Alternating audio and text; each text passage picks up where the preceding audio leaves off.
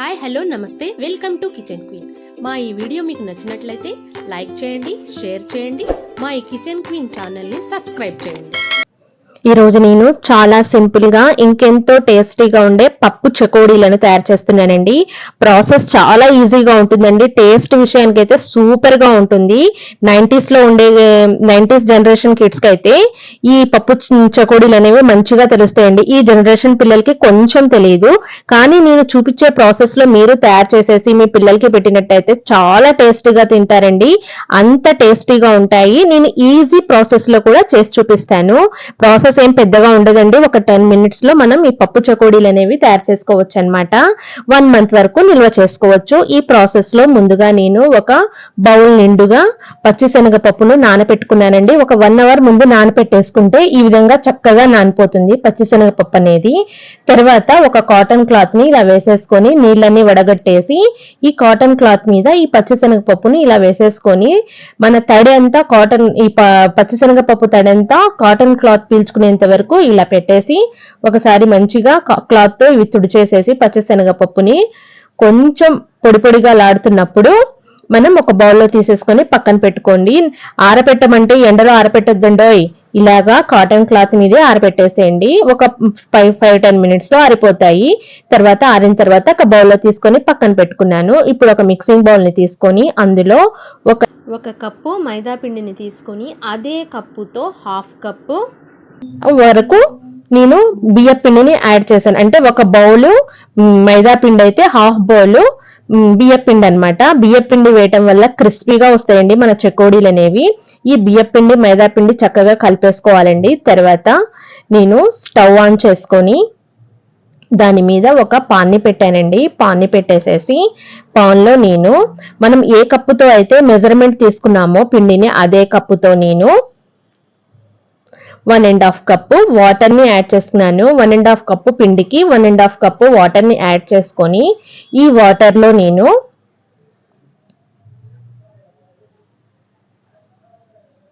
మన పప్పు చకోడీలకి టేస్ట్ కి సరిపడినంత సాల్ట్ ని యాడ్ చేస్తున్నానండి. సాల్ట్ ని యాడ్ చేసేసుకొని తర్వాత ఇందులో ఒక చిన్న టీ స్పూన్ వరకు కారాన్ని కూడా యాడ్ చేశానండి. అంటే మనకు స్పైస్ ఎక్కువ కావాలంటే కొంచెం యాడ్ చేసుకోండి. మరీ స్పైస్ ఉంటే అంతగా బాగోదు ఈ చకోడీలు అనేవి. ఒక 2 tablespoons వరకు ఆయిల్ ని యాడ్ చేసేసి ఈ వాటర్ మంచిగా బాయిల్ అయ్యే వరకు మనం పెట్టేసుకోవాలి. ఇలా వాటర్ బాయిల్ అవుతున్నప్పుడు మనం కలిపి పెట్టుకున్న బియ్య పిండి మైదా పిండిని ఇందులో వేసేసుకొని ఎక్కడ ఉండలు కట్టకుండా ఈ విధంగా కలుపుకుంటూ మనం ఇలా చేయాలన్నమాట. చూడండి, బియ్య పిండి మైదా పిండి కలిపి వేసుకున్నాం కదా, చక్కగా దగ్గరికి వచ్చేసింది పిండి.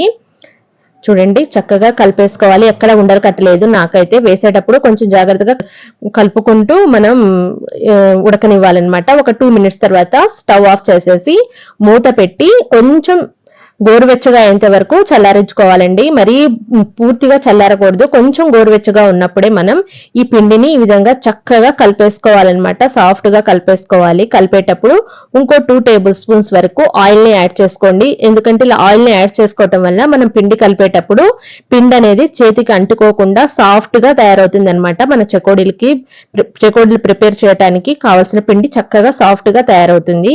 చూడండి, నేను వీడియోలో చూపించిన ఈ విధంగా చక్కగా కలిపేసుకోండి పిండిని.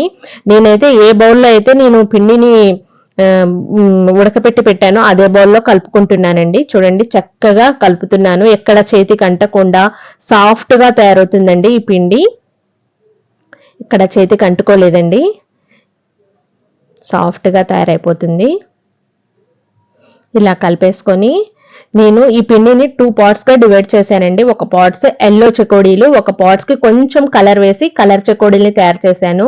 లేదు నాకు ఒకటే కలర్వి కావాలి చకోడీలు అనేటట్టయితే వాటర్ బాయిల్ అవుతున్నప్పుడు అందరూ కొంచెం ఫుడ్ కలర్ యాడ్ చేస్తే ఒకే కలర్ లో వస్తాయండి. నేను 2 colors తయారు చేస్తున్నాను కాబట్టి ఒకటి నార్మల్ గా ఒకటేమో కలర్ వేసానండి. కొంచెం పిండి తీసేసుకొని ఇప్పుడు ఆ పిండిలో కొంచెం పార్టిషన్ తీసుకొని నేను వీడియోలో చూపించిన విధంగా ఈ విధంగా చేయాలండి. పిండిని ఈ విధంగా తయారు చేసేసుకోవాలి.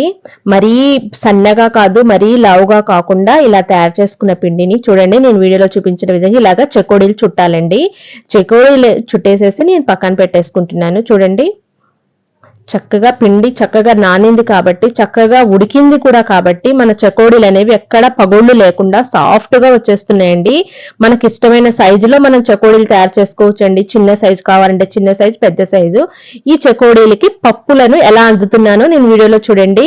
మనం పొడి పొడిగా లాడిన తర్వాత పచ్చిశనగపప్పు నానబెట్టి పొడి చేసిన తర్వాత ఇలాగా తయారు చేసిన చెకోడీలో ఈ విధంగా మనం డిప్ చేయాలండి. ఈ పప్పులను, పచ్చిశనగపప్పు పప్పులను ఎక్కడ ఊడకుండా ఉండాలంటే ఇంకో ప్రాసెస్ చూపిస్తాను చూడండి.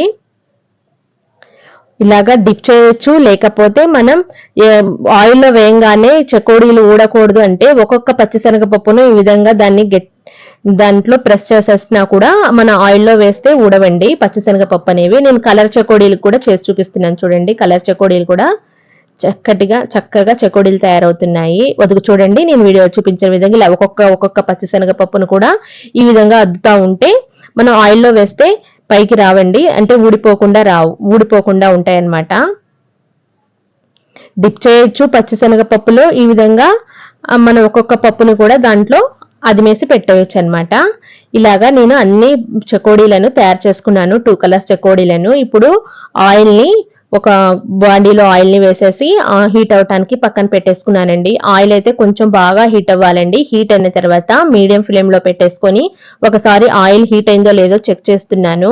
కొంచెం పిండి వేయంగానే అది కొంచెం పైకి తేలినట్టయితే ఆయిల్ బాగా హీట్ అయినట్టు అనమాట. నేను ఆయిల్ బాగా హీట్ అయిన తర్వాత కొంచెం మీడియం ఫ్లేమ్లో పెట్టుకొని తయారు చేసిన చెకోడీలను ఒక్కొక్కటిగా నేను ఆయిల్లో వేస్తున్నాను. ఒకేసారి వేయొద్దండి, దాని పప్పు అనేది ఊడిపోతుంది. కాబట్టి ఒక్కొక్కటిగా నిదానంగా వేసేసుకోండి. మన వంట చేయడానికి కొంచెం ఓపిక ఉండాలండి. ఓపిక ఉంటే మాత్రం టేస్టీ రెసిపీస్ మనం తయారు చేసుకోవచ్చు. నా వీడియోస్లో అయితే నేను చాలా ఈజీ ప్రాసెస్లో ఇంట్లో దొరికే అవైలబిలిటీ ఇంగ్రీడియంట్స్ తోనే నేను రెసిపీస్ తయారు చేస్తానండి. మనం బయటకు ఏడేడో వెళ్ళి కొనుక్కొచ్చి దాన్ని మనం ట్రై చేయాలి, టైం వేస్ట్, మనీ వేస్ట్ ఇలాంటివి ఉండవండి. నా వీడియోస్ లో అన్ని ఇంట్లో అవైలబిలిటీగా దొరికే ఇంగ్రీడియంట్స్ తోనే నేను తయారు చేస్తానండి ఏ రెసిపీస్ అయినా.